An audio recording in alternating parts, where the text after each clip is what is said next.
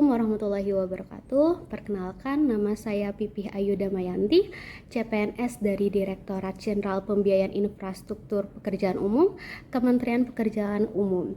Hari ini saya ingin berbagi tentang apa yang saya pelajari dalam Latsar CPNS, yaitu tentang wawasan kebangsaan dan bela negara.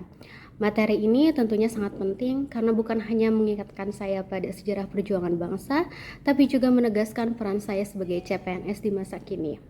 Dari materi wawasan kebangsaan, saya semakin paham bahwa Indonesia berdiri karena persatuan. Perjalanan sejarah bangsa mulai dari masa kerajaan, penjajahan, lahirnya politik etis, organisasi pergerakan nasional, sampai proklamasi tahun 1945 menunjukkan bahwa kekuatan kita terletak pada kebersamaan.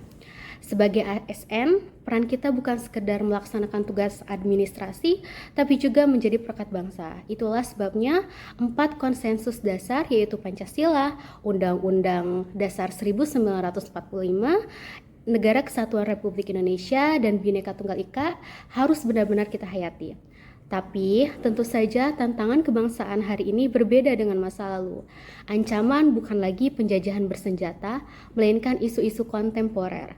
Kita berhadapan dengan korupsi yang merusak keadilan, narkoba yang menggerogoti generasi muda, radikalisme yang mengancam persatuan, kesenjangan sosial yang menciptakan ketidakadilan, hingga derasnya arus informasi dan hoaks yang bisa memecah belah bangsa. Dari sini saya belajar, ASN harus mampu membaca situasi dengan kritis. Kita tidak boleh hanya pasif, tapi harus bisa menganalisis persoalan, memberikan solusi, dan mengambil keputusan yang berpihak pada masyarakat. Lalu dari materi kesiapsiagaan bela negara, saya semakin sadar bahwa bela negara tidak hanya soal perang atau angkat senjata. Bela negara adalah kesiapan fisik, mental, dan moral untuk menghadapi tugas sehari-hari.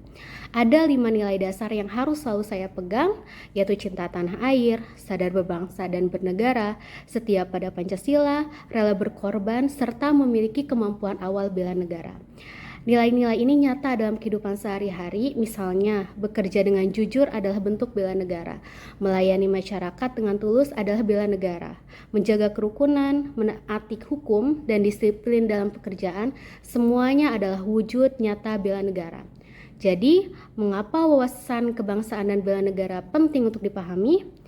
Karena keduanya adalah pondasi yang menuntun kita sebagai ASN. Dengan pemahaman ini kita bisa bekerja profesional, berintegritas, dan selalu mendahulukan kepentingan bangsa. Seperti pesan Bung Hatta, jatuh bangunnya negara ini tergantung dari bangsa itu sendiri. Persatuan dan kepedulian kitalah yang akan menentukan masa depan Indonesia.